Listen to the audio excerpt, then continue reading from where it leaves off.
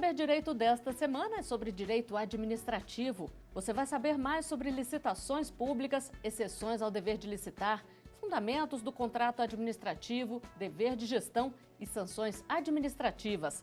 As aulas são com o professor Túlio Silveira. Olá, seja bem-vindo de volta. Estamos na aula 2 do programa Saber Direito. O nosso tema dos 5 encontros refere-se aos contratos administrativos, da elaboração à gestão. Nesta aula, falaremos a respeito das inexigibilidades e das dispensas de licitações, as ditas exceções ao dever de licitar. Na aula 1, nós percorremos a parte principiológica da Lei 8666, falamos a respeito da habilitação dos licitantes, comentamos os procedimentos de julgamento das modalidades de concorrência, tomada de preços e convite, bem como da modalidade de pregão e encerramos com o nosso quiz. Na aula de hoje, nós trataremos das dispensas de licitação que estão previstas na Lei 8666, em especial no artigo 17, no artigo 19, no artigo 24 e no artigo 25. Trataremos nesta aula especificamente do artigo 24 e do artigo 25. Nós temos como parâmetro essencial as disposições contidas preferencialmente ao dever de licitar. A exceção, cabe dispensa de licitação e cabe inexigibilidade de licitação. Percorreremos o caminho para demonstrar que as exceções ao dever de licitar estão enquadradas nas condições previstas e dadas pelo legislador à autoridade administrativa para que ela possa, mediante esse processo administrativo de exceção ao dever de licitar, lograr êxito nas contratações públicas. É importante destacarmos que licitar é a regra, como bem já afirmou, como bem já decidiu o Tribunal de Contas da União. O Tribunal de Contas da União, em excerto extraído do ano de 2007, estabeleceu que a regra constitucional que incide sobre todas as aquisições do poder público é a submissão ao procedimento licitatório, sendo exceção a contratação direta. E a contratação direta gênero, cujas espécies nós trataremos nesta aula. Quando nós falamos sobre inexigibilidade, sobre dispensa de licitação, nós devemos nos recordar que dispensar ou inexigir licitação fora dos casos previstos em lei constitui crime. Esse crime está previsto no artigo 89 da Lei 8666. No artigo 89, o legislador tipificou a conduta, tanto por ação quanto por omissão.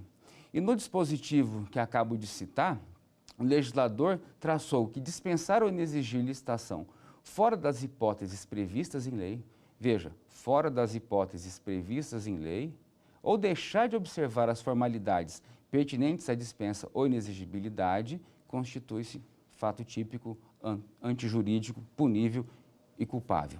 Nessa perspectiva, nós notamos que o enquadramento aqui se dá tanto na ação quanto na omissão. E daqui nós já extraímos a necessidade de estudarmos os dispositivos como o legislador os incluiu. Quando nós estivermos tratando de um rol taxativo, é importante entender a taxatividade e que, a partir daquela relação específica, o gestor público não pode fugir da mesma. Se estivermos tratando de algo que seja exemplificativo, aí sim nós teremos as situações em que o legislador trouxe como exemplificativa, mas que deve se enquadrar de acordo com os ditames legais ou de acordo com as próprias regras previamente estabelecidas. Então, ao trabalharmos as dispensas e as inexigibilidades de licitação, nós queremos demonstrar e mostrar ao nosso público, de maneira geral, que, por vezes, o poder público tem a opção de não realizar licitação porque a lei permite que ele escolha ou a dispensa de licitação ou a inexigibilidade. Você já sabe que licitar é a regra. Dispensar ou inexigir são exceções ao dever de licitar. Então é importante que você tenha o entendimento de que é perfeitamente possível contratar por meio de um procedimento administrativo formal, mediante regras previamente estabelecidas, que não sejam as licitações. Por quê? Porque o legislador deu essa opção ao gestor público. Por vezes eu me deparo com situações onde eu ouço o comentário de que o poder público contratou sem licitação. É importante, reforço, é importante que nós tenhamos a consciência de entender do que se trata essa contratação sem licitação. Ele pode até ter contratado sem licitação, mas certamente observou o procedimento administrativo formal de exceção ao dever de licitar, utilizando a dispensa ou a inexigibilidade de licitação. Porque, caro telespectador, caro internauta, cada instituto tem a sua destinação específica. Cada instituto deve ser utilizado de acordo com a premissa previamente estabelecida. E é o que nós iremos estudar. Ao longo desta aula, nós observaremos e vocês poderão analisar os tópicos que eu separei para tratarmos das dispensas de licitação, o seu fundamento legal, a forma como isso deve ser justificado pelo poder público, até mesmo para demonstração da legitimidade e da regularidade do ato administrativo, legitimidade e regularidade esta que precisa ser demonstrada, motivada, levando em consideração o artigo 113 da Lei 8666. No artigo 113, cabe ao gestor público demonstrar a legitimidade e a regularidade da edição daquele ato administrativo específico. Então, a partir dessa premissa de que vamos trabalhar o conceito de contratação direta, eu peço especial atenção para entendermos que exceção ao dever de licitar, por meio da contratação direta, da inexigibilidade ou da dispensa, constitui-se um procedimento administrativo formal com regras previamente estabelecidas nos seus respectivos dispositivos. A formalidade prevista no artigo 4º da Lei 8666 determina que os procedimentos devam ser observados. Em apertada síntese, em resumo, se nós observarmos a contratação direta, nós notaremos que o iter administrativo deve ser percorrido na sua plenitude, desde a demonstração da necessidade, quanto à elaboração do projeto básico, e o projeto básico é o documento que deve conter os elementos mínimos e capazes de demonstrar, de verificar tudo que a administração deseja contratar. Nesse caso específico, quando nós nos reportamos ao projeto básico para a elaboração, para a contratação de uma inexigibilidade ou de uma dispensa, as formalidades legais, guardadas as suas devidas identidades, as suas devidas formalidades e exigências, deve ser cumprido pelo poder público. A disponibilidade orçamentária, o parecer jurídico prévio, todas essas formalidades devem ser observadas pelo gestor quando dá a escolha, quando dá a opção por contratação direta, ou no caso, por inexigibilidade ou por dispensa de licitação. E lembrando que a inexigibilidade de licitação está prevista no artigo 25 e a dispensa de licitação está prevista no artigo 24 da Lei 8666 de 1993. Quero traçar com você aqui, rapidamente, uma breve distinção entre uma e outra. O que caracteriza a dispensa de licitação em si? Se nós buscarmos na doutrina, nós notaremos que a dispensa de licitação, ela se dará nos casos enumerados no artigo 24, de forma taxativa, onde ali eu verifico que é viável a competição, porque eu tenho 2 ou mais concorrentes, só que o legislador estabeleceu ao gestor público a possibilidade de escolher, de utilizar a dispensa de licitação. Então, a dispensa de licitação, em resumo, é o procedimento de escolha do gestor público mediante a demonstração inequívoca de que aquela opção é a mais adequada para a coletividade. Essa demonstração inequívoca de que aquilo é mais adequado à coletividade parte do pressuposto de que o ato administrativo sempre levará em consideração, nesse caso, a conveniência, a oportunidade e o interesse público. Então, dispensa de licitação é procedimento administrativo formal, onde o gestor público tem a liberalidade de dispensá-lo de uma licitação ao invés de realizar o procedimento licitatório. Em um dos 35 incisos do artigo 24, demonstrando de forma inequívoca que a sua escolha é a mais adequada para a obtenção dos resultados favoráveis à administração. Eu separei aqui alguns dispositivos que logo em seguida nós iremos tratar. Em relação ao artigo 25 da Lei 8.666, a inexigibilidade de licitação nada mais é do que um procedimento administrativo formal, onde a administração identifica que há inviabilidade de competição. Ou seja, em tese, eu teria no rol exemplificativo do artigo 25 a possibilidade de, enquadrando o respectivo objeto em um dos seus incisos ou até mesmo no caput do artigo 25, demonstrar também de forma inequívoca que inexiste equivalente para aquela contratação. Existe a exclusividade que nós trataremos em um momento oportuno, mas o que você deve ter em mente aqui agora é que no artigo 25 a competição será inviável por uma série de fatores, dentre os quais nós destacaremos os mais importantes.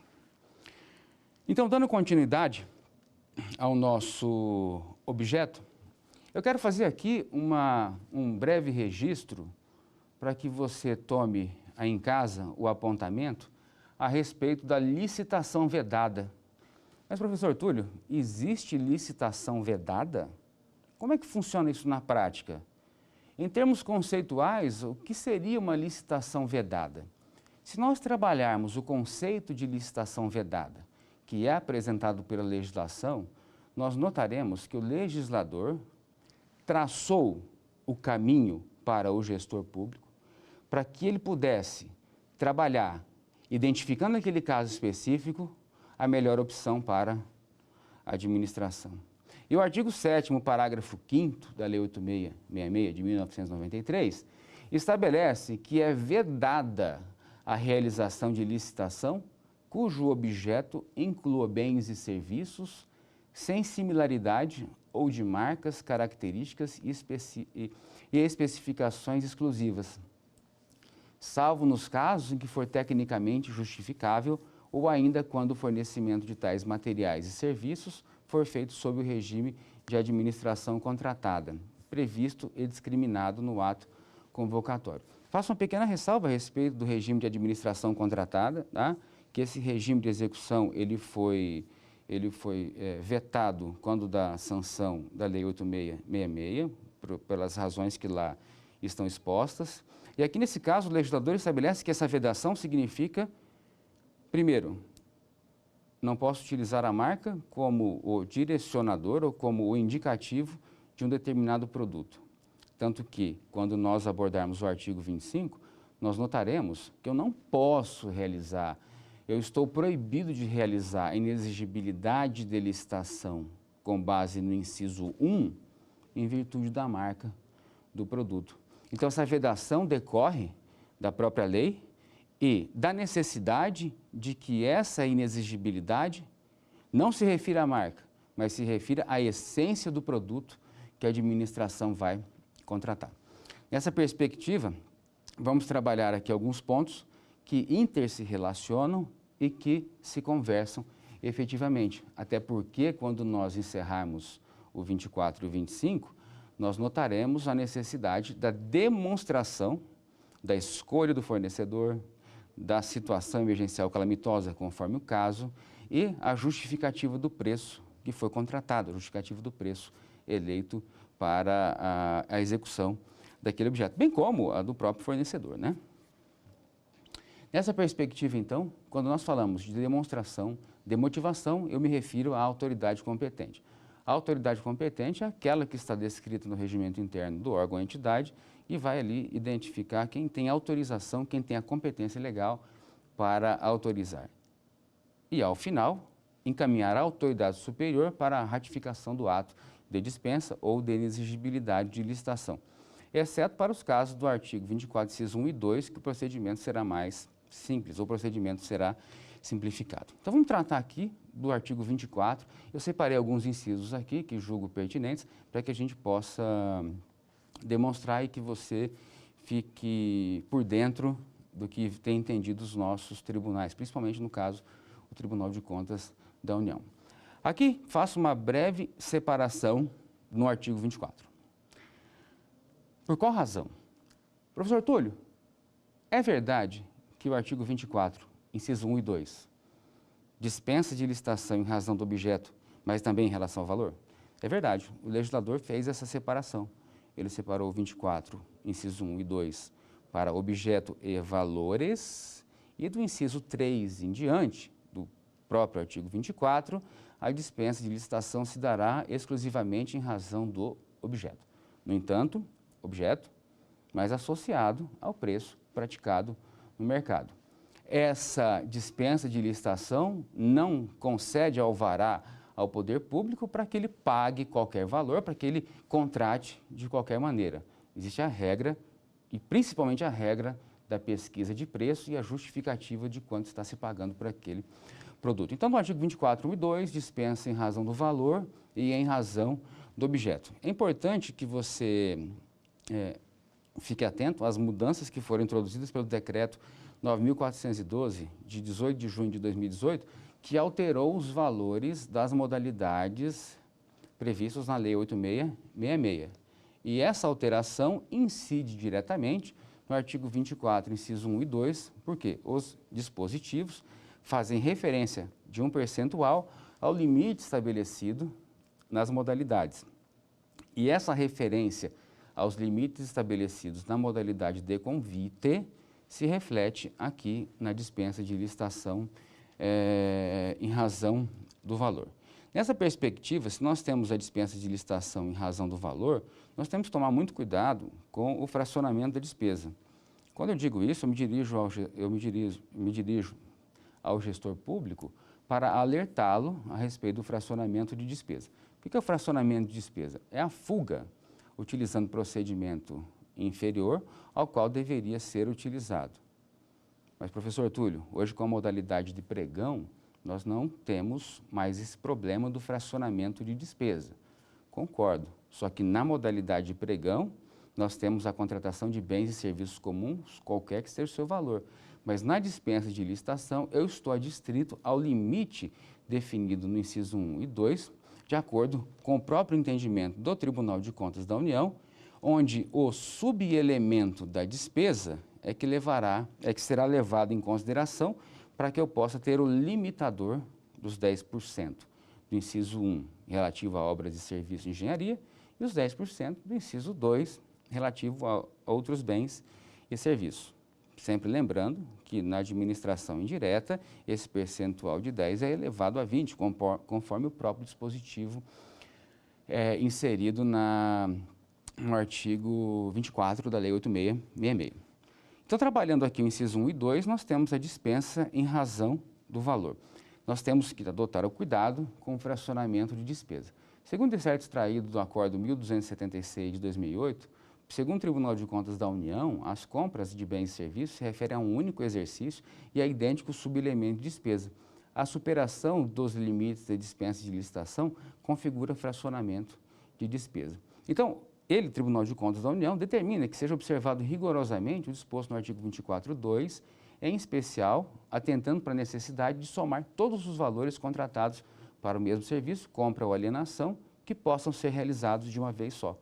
Se eles podem ser realizados de uma só vez, eu preciso utilizar a modalidade adequada, quer seja ela concorrência, tomada de preço ou convite, ou a modalidade de pregão. E recordando que o pregão, nós não temos um teto de valor, nós temos o objeto. Na concorrência, na tomada de preço, no convite, nós temos ali a modalidade de acordo com o objeto e de acordo com o valor estimado da contratação, fazendo previsão, inclusive, para todas as prorrogações contratuais. Nessa perspectiva de trabalharmos a dispensa de licitação, o Tribunal de Contas da União, em caso que se refere ao artigo 24, inciso 1 e 2, ele estabelece que, para que não fique configurado o fracionamento de despesa, a administração venha e agrupe em uma mesma licitação objeto de futura contratação que sejam similares por pertencerem a uma mesma área ou atuação ou de conhecimento. Daí isso é o excerto extraído do Acórdão 3.550 de 2008 da primeira Câmara do Tribunal de Contas da União. Muito bem, eu separei alguns dispositivos aqui e vou dar andamento. Um dispositivo muito interessante que é apresentado a você agora é a dispensa de licitação com base no artigo 24, inciso 4 da Lei 8666. Você se recorda do artigo 24, inciso 4? O artigo 24, inciso 4 vem fazer referência à famosa dispensa de licitação em razão de situação emergencial ou calamitosa.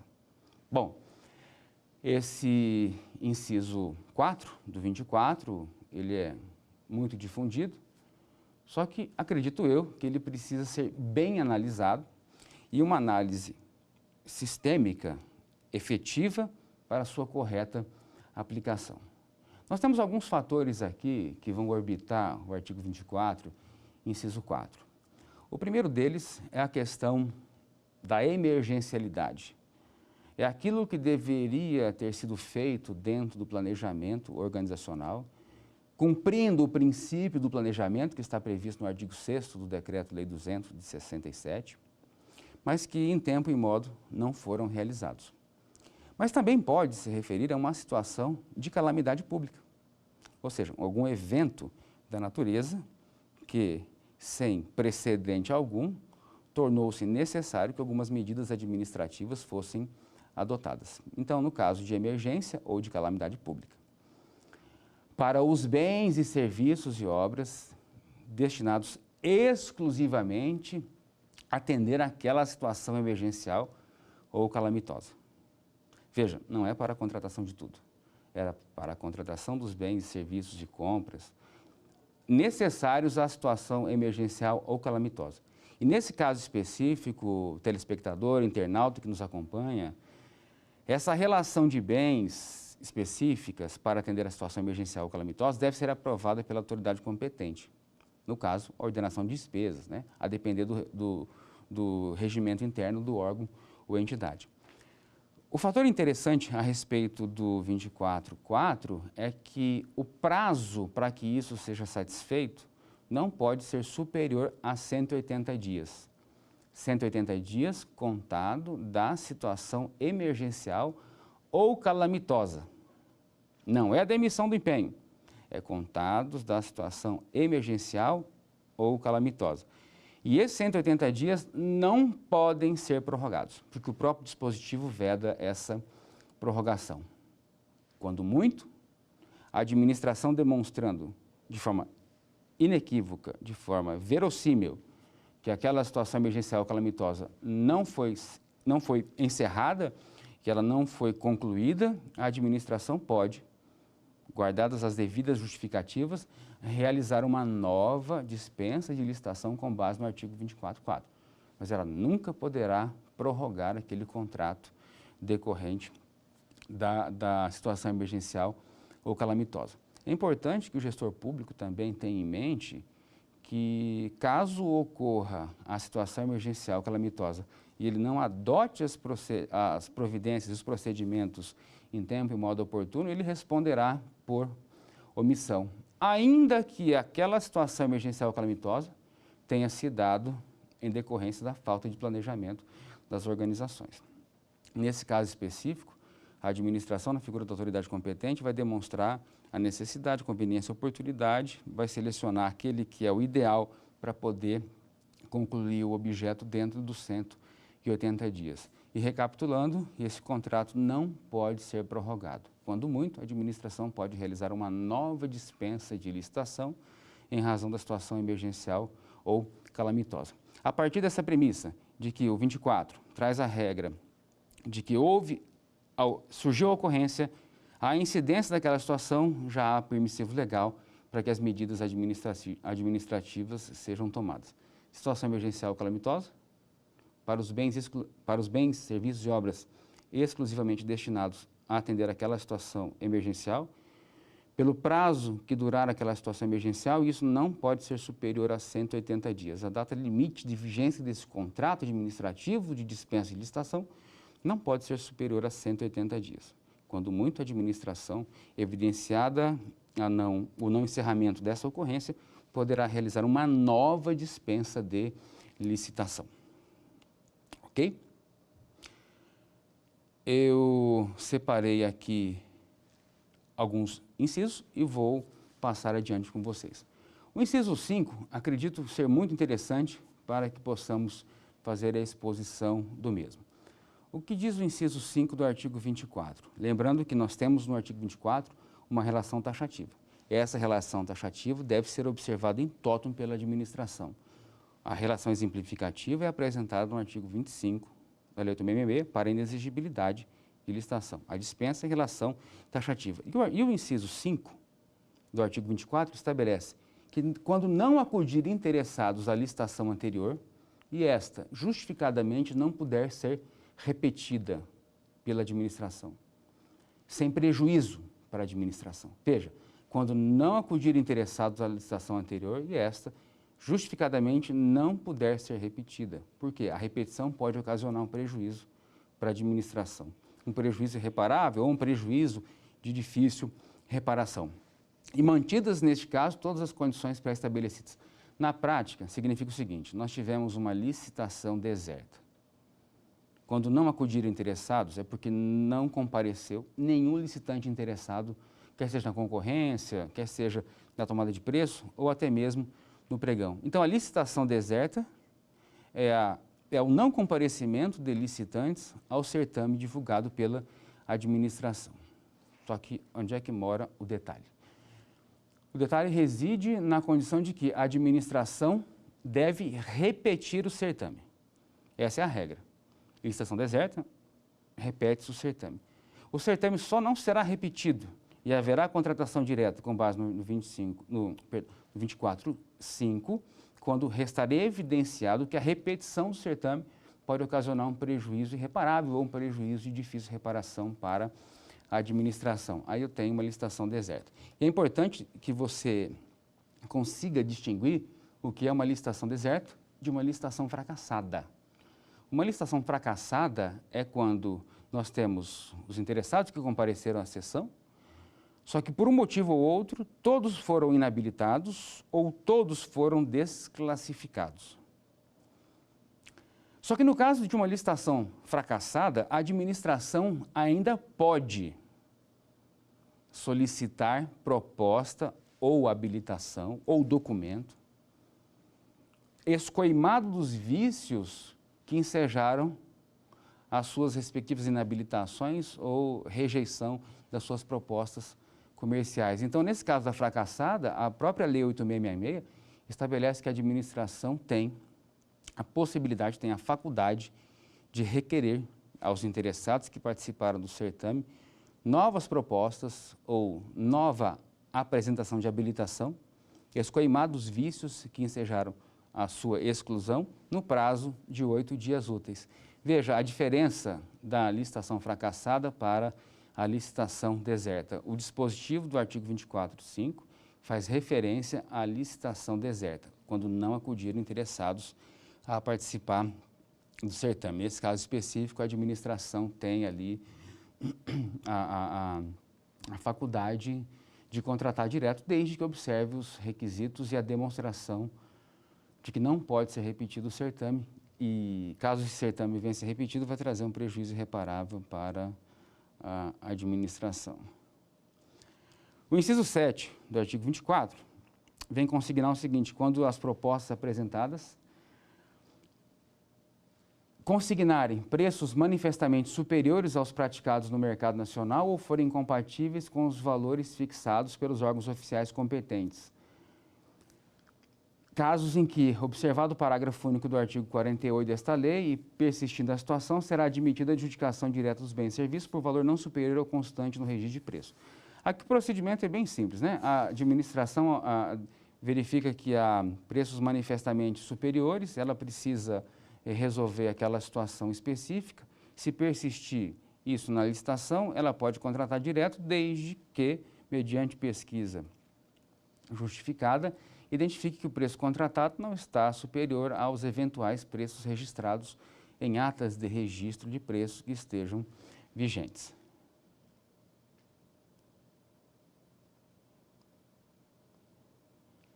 Separei aqui o inciso 10 do artigo 24 para que possamos tratar a respeito da dispensa de licitação para a compra ou locação de imóvel destinado ao atendimento das finalidades precípuas da administração.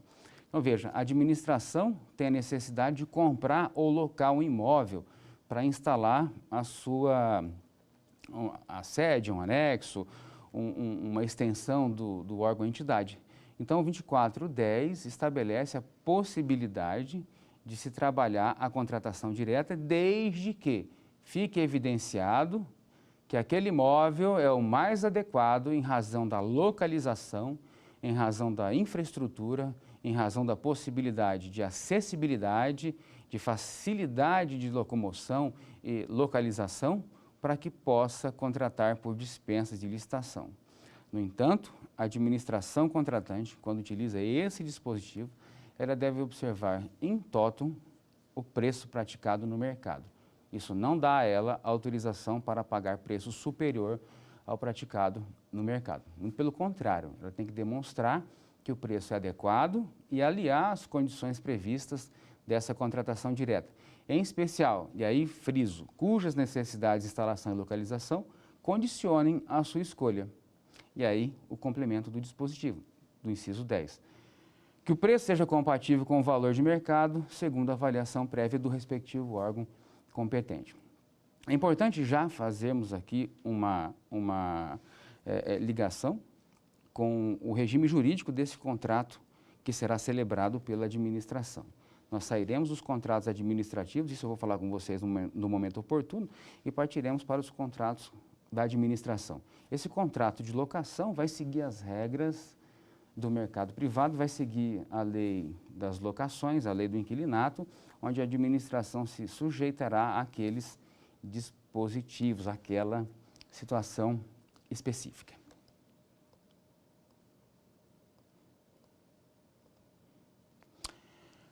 Outro inciso importante que eu separei para vocês é o inciso 11 do artigo 24. E isso está relacionado diretamente com a execução do contrato. Por quê? Porque eu estou me referindo ao inciso 11 do artigo 24 no que diz respeito à contratação de remanescente de obra, serviço e fornecimento. O inciso 11 do artigo 24 estabelece que haverá possibilidade de dispensa de licitação na contratação de remanescente de obra, serviço ou fornecimento em consequência de rescisão contratual. Logo, quando extraímos a interpretação desse dispositivo, uma condição para a contratação do remanescente é que haja contrato celebrado em execução. Não há que se falar, neste caso, da relação com o artigo 64 da Lei 8.666. Por quê? Porque quando eu me refiro ao 64, eu estou me referindo àquela convocação do adjudicatário para celebrar o contrato. Quando eu convoco o adjudicatário para celebrar o contrato e o mesmo não comparece, eu não posso utilizar esse dispositivo, porque a premissa da execução contratual não está identificada até então, onde somente houve a convocação do adjudicatário para assinar o contrato. Esse não compareceu. Daí a administração, seguindo as regras previstas para os contratos administrativos, nesse caso 64, vai chamar, observada a ordem de classificação, os demais licitantes. Esse convocado que não compareceu vai sofrer as penalidades legais. Ela vai chamar o segundo, vai chamar o terceiro, mantida essa ordem de classificação. Só que tem um detalhe. O segundo, para ser contratado, ele tem que fazer nas mesmas condições que o primeiro colocado, inclusive em relação ao preço. Nesse caso específico, chamando o exemplo aqui para o 64, o primeiro colocado que não compareceu receberá as penalidades legais. Do segundo em diante, caso não compareçam, eles não poderão sofrer as penalidades, porque a própria lei os exime dessa condição. Por que a lei os exime dessa condição? Porque ele precisa fazer nas mesmas condições que o primeiro colocado, inclusive em relação ao preço. Então, eu quero que você entenda que quando eu estou falando de remanescente de obra, serviço ou fornecimento, eu estou falando de contrato em execução.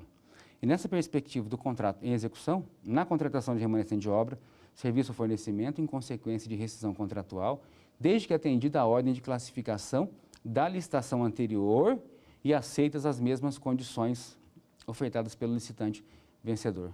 E aí eu vou contratar pelo tempo restante a quantidade restante daquele objeto contratual. Só que nesse caso, quem for ser contratado diretamente deve fazer nas mesmas condições que o contratado primitivo estava fazendo. Prazo e preço são essas mesmas condições que ele deve apresentar. Eu separei aqui para vocês e gostaria de falar agora a respeito do artigo 25 da Lei 8.666, onde eu estou tratando da inexigibilidade de licitação. A inexigibilidade de licitação constitui um procedimento administrativo formal onde reste evidenciado a inviabilidade de competição em razão não apenas tão somente da existência de um executor, de um fornecedor, mas que aquele dentro das condições se mostra o ideal ou reste demonstrado que inexiste equivalente para poder ser comparado com aquele que foi escolhido. Nós temos uma situação muito interessante no caput do artigo 25, onde ele nos expressa claramente a inviabilidade de competição e ali nos apresenta a orientação de que eu tenho um rol exemplificativo, a saber, porque eu posso contratar por inexigibilidade com base no próprio caput do artigo 25. E chama a atenção da contratação com base no caput do artigo 25 para o credenciamento de todos. Olha que interessante o excerto extraído do Acórdão 3.567 de 2014 do plenário do Tribunal de Contas, né? O credenciamento é hipótese de inviabilidade de competição não expressamente mencionada no artigo 25. Logo, ele entendeu a relação exemplificativa e entendeu que, por não estar expressamente, eu poderia utilizá-lo no caput como enquadramento legal, cujos incisos são meramente exemplificativos. Adota-se o credenciamento quando a administração tem por objeto dispor da maior rede possível de prestadores de serviço. Nessa situação, a inviabilidade de competição não decorre da ausência de possibilidade de competição, mas sim da ausência de interesse da administração em restringir o número de contratados, o que nós chamamos da inexigibilidade para o credenciamento de todos, onde eu preciso de uma rede maior para poder atender os interesses da administração. Esse é o excerto extraído do Acórdão 3.567 de 2014 do plenário do Tribunal de Contas. Assim também nós temos o Acórdão 141 de 2013 do plenário, temos o Acórdão 1150 de 2013 do plenário, que vão no mesmo sentido. Saímos do caput e vamos para os incisos do artigo 25 da Lei 8.666. Aqui no inciso 1 do artigo 25, eu chamo a atenção para o detalhe de que, nesse caso específico, o legislador atribuiu uma condição essencial para a contratação por inexigibilidade de licitação. O legislador, nesse caso aqui do inciso 1, adotou a condição da exclusividade no fornecimento. E aí, fornecimento no sentido geral. Tá? A exclusividade aqui é a demonstração de que realmente só existe aquele e de acordo com as condições que o próprio legislador impôs para que ficasse demonstrada essa inviabilidade de competição. E tem um detalhe, no inciso 1 do 24, nós temos a perspectiva de que essa exclusividade, ela se dá para quê? Para aquisição de materiais, equipamentos ou gêneros que só possam ser fornecidos por produtor, por empresa ou por representante comercial exclusivo. Então, essas condições: produtor, empresa ou representante comercial exclusivo. Materiais, equipamentos ou gêneros que possam ser fornecidos por um desses três. Haja vista a condição da exclusividade. Nesse caso específico, a exclusividade ela se dá no local onde seria realizada a licitação, se fosse um caso de licitação. Imaginemos a seguinte hipótese: eu preciso realizar uma licitação. Então, o alcance é de acordo com a sede do local onde aquela licitação seria realizada. Mas eu vou inexigir a licitação em razão da exclusividade. E como é que essa exclusividade se dá no campo prático, no campo concreto? Mediante a demonstração inequívoca de que eu, produtor, empresa ou representante comercial, naquela região onde se daria a licitação, onde seria realizada a licitação, mas é um caso de inexigibilidade, apresenta um documento de exclusividade que foi emitido por uma entidade, por uma federação, confederação ou por um sindicato daquela respectiva categoria profissional ou categoria empresarial, e aquele atestado, aquele documento de exclusividade vai ser depositado na junta comercial para que dele possam ser extraídas certidões demonstrando que para aquela aquisição, para aquele produto, para aquele gênero, aquilo só pode ser vendido por aquela pessoa. Ou seja, nesse caso, eu não posso levar à licitação, em razão dessa barreira legal que foi introduzida pelo legislador. Nesse caso específico, tem que ficar demonstrada a escolha do fornecedor, a vasta e ampla documentação dessa exclusividade. Compete à administração investigar se aquela documentação apresentada é fidedigna. Compete ao gestor público se orientar para identificar a fonte daquela informação, a verossímil identidade daquela informação, para que não caia nas armadilhas e não caia em falsificação ou indução ao erro ou equivalente igual que possa comprometer o ato administrativo. Deve restar evidenciado o quê? A demonstração de que o preço que a administração está contratando é de acordo com o preço praticado no mercado, que este fornecedor pratica com outros órgãos da administração. E aí cabe destacar que é fundamental que haja uma significativa fonte de pesquisa. Fontes de informação demonstrando essa pesquisa mercadológica e essa pesquisa de preço. Então você ficou comigo até agora e visualizou alguns dispositivos do 24 que tratam da dispensa de licitação e agora nós estamos falando da inexigibilidade. Falamos da inexigibilidade do caput, onde eu tenho a inviabilidade de maneira generalista, onde falamos do credenciamento de todos, como uma hipótese de inviabilidade de competição. Comentamos a respeito do inciso 1 do artigo 25, onde eu tenho o gênero, material ou equipamento que só possam ser fornecidos por um indivíduo, empresa, por produtor ou representante comercial exclusivo, mantidas as justificativas de quê? Da escolha, da fonte documental, da demonstração da veracidade das informações e do preço praticado por esse fornecedor. Com base no artigo 25.2, nós temos a inexigibilidade de licitação para contratação de serviços técnicos enumerados no artigo 13 da Lei 8.666, de natureza singular, vedada a inexigibilidade para serviços de publicidade e divulgação.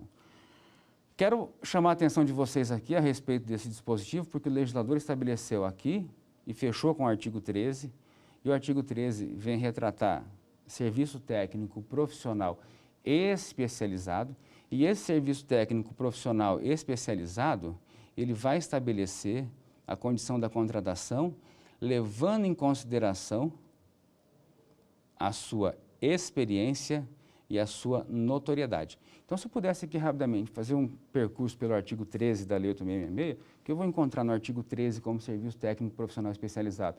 estudo técnico, planejamento, projeto básico executivo, parecer, perícia e avaliação, assessoria, consultoria, fiscalização, supervisão de gerenciamento de obras, patrocínio, defesa e causas judiciais, treinamento e aperfeiçoamento de pessoal, restauração de obra de arte, de bens e valor histórico. Agora, nesse caso específico, é importante destacarmos o seguinte. Artigo 13, relação taxativa. Serviço técnico profissional especializado, com profissional ou empresa que possua notória especialização e o serviço seja de natureza singular. Telespectador, internauta, a singularidade do objeto não significa a exclusividade. A singularidade do objeto significa que a administração vai demonstrar que, tentando comparar no mercado a existência de outros executores, identificou que o executor A é o mais ideal porque o que ele oferece é diferenciado. E essa diferenciação é que o torna ideal. E essa distinção e essa diferenciação que o torna ideal leva em consideração o quê? A sua experiência anterior, leva em consideração a confiabilidade nos trabalhos já realizados, leva em consideração todo o acervo técnico do profissional ou da empresa, leva em consideração todo o referencial que ele apresenta no mercado e, mediante essa demonstração, a administração consegue identificar que ele é o ideal para a satisfação do interesse público. Sem ele, a administração não conseguiria alcançar o objeto pretendido. Veja, qual a diferença do inciso 1, do 25 para o 2? No 1 eu tenho bens, equipamentos e gêneros, mediante a comprovação da exclusividade. Aqui no 2, nós temos o serviço técnico profissional especializado, com empresas ou com pessoas que possuam notória especialização e que desenvolvam um objeto de natureza singular. Agora, com base no 2 do 25, a administração também precisa demonstrar a escolha do fornecedor, justificar por que ele é o mais indicado, em que pese talvez existir mais de um, porque singularidade não é sinônimo de exclusividade. A exclusividade eu tenho só um, a singularidade eu posso ter mais de um. No entanto, aquele que estou escolhendo é o mais indicado para atender às necessidades de interesse da administração. E com isso a administração justifica a escolha do fornecedor e a sua documentação. Justificativa do preço que este fornecedor pratica com outros órgãos da administração direta ou da administração indireta. E até mesmo na iniciativa privada, verificar aí se o preço que a administração pretende pagar é equivalente ao preço que ele tem cobrado perante outros órgãos e entidades da administração. Nós temos aqui, como fechamento, o próprio comentário do Tribunal de Contas da União a respeito do excerto da decisão 439 de 98 do plenário, quando ele entende que é perfeitamente possível se contratar por inexigibilidade de licitação, cursos de aperfeiçoamento e qualificação profissional.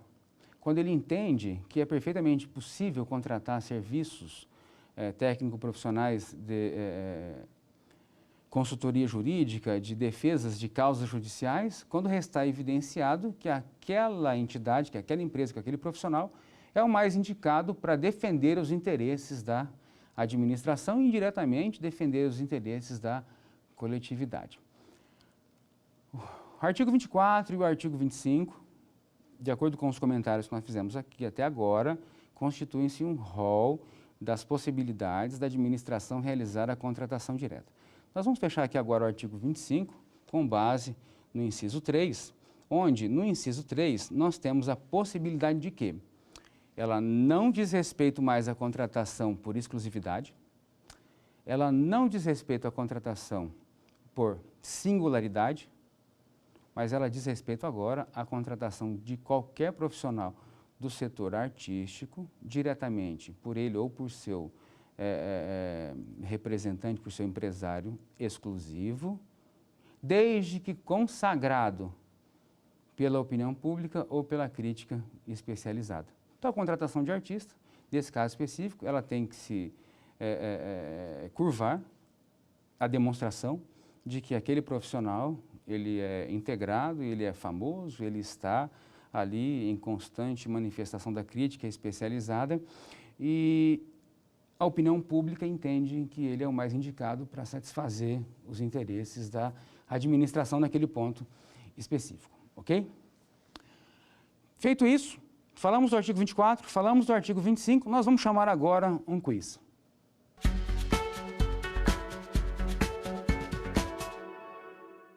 No nosso quiz, vamos identificar aqui as questões relativas à inexigibilidade de licitação do artigo 25.2. Quanto à inexigibilidade de licitação prevista no artigo 25.2 da Lei 8.666, pode-se afirmar, para a contratação de serviço técnico enumerado no artigo 13 desta lei, de natureza singular, com profissionais ou empresas de notória especialização, vedada a inexigibilidade para serviço de publicidade e divulgação. Olha, já estou encontrando aqui alguma coisa positiva. Para a contratação de serviços técnicos enumerados no artigo 13 e 14 desta lei, de natureza singular, com profissionais ou empresas de notória especialização. Essa aqui eu tenho dúvida porque o artigo 14 diz respeito a compras. Para a contratação de serviços técnicos do artigo 13 desta lei, de natureza singular, com empresas de notória especialização, vedada a inexigibilidade de serviços de publicação. Vamos ver a resposta agora. Correta é a letra A. E por que correta é a letra A? Porque aqui nós temos a literalidade do artigo 25, fazendo expressão direta ao inciso 2 do dispositivo citado, onde ele faz referência ao artigo 13, cita quais são as pessoas, pode ser por pessoa, por empresas ou por profissionais, desde que de natureza singular e tenha a notória especialização. Vamos agora chamar o nosso segundo quiz.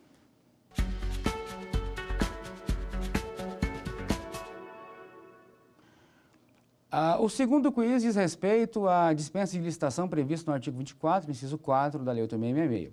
Então, a dispensa de licitação prevista no artigo 24, inciso 4 da Lei 8.666 de 1993 pode ser aplicada nos seguintes casos. Letra A.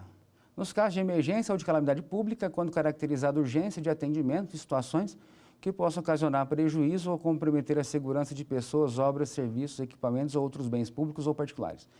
Letra B. Nos casos de emergência ou de calamidade pública, quando caracterizada a urgência do atendimento de situação que possa ocasionar prejuízo ou comprometer a segurança de pessoas, obras, serviços, equipamentos e outros bens, públicos ou particulares, e somente para os bens necessários ao atendimento da situação emergencial calamitosa e para as parcelas de obras e serviços que possam ser concluídas no prazo máximo de 180 dias consecutivos e ininterruptos, contados da ocorrência da emergência ou da calamidade, vedada a prorrogação dos respectivos contratos. A letra C, nos casos de emergência, quando caracterizada a urgência de atendimento da situação que possa ocasionar prejuízo ou comprometer a segurança de pessoas, obras, serviços e equipamentos. Vamos à resposta do quiz. Resposta correta, letra B. Porque a letra A está incorreta? Porque restou ausente informação relacionada ao prazo do contrato, relativa à característica da contratação. Por que a letra C está incorreta? Também, da mesma maneira, deixou de ser informado o prazo de vigência do contrato, a parcela específica e a vedação da prorrogação. A letra B apresenta a literalidade do dispositivo e traz em todo o seu conjunto aquilo que nós já abordamos anteriormente.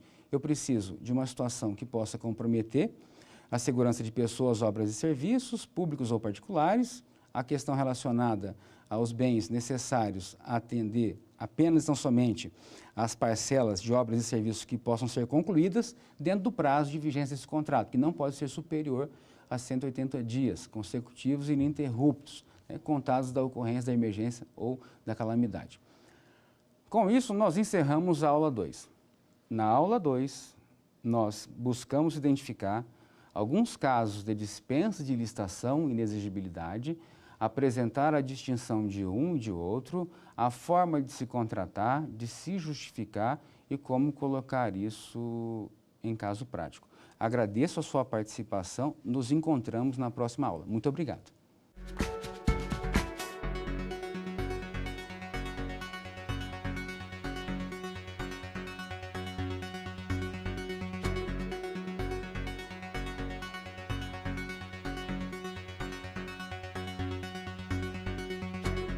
Quer dar uma sugestão de tema para os cursos do Saber Direito? Então mande um e-mail para saberdireito@stf.jus.br ou entre em contato pelo nosso WhatsApp.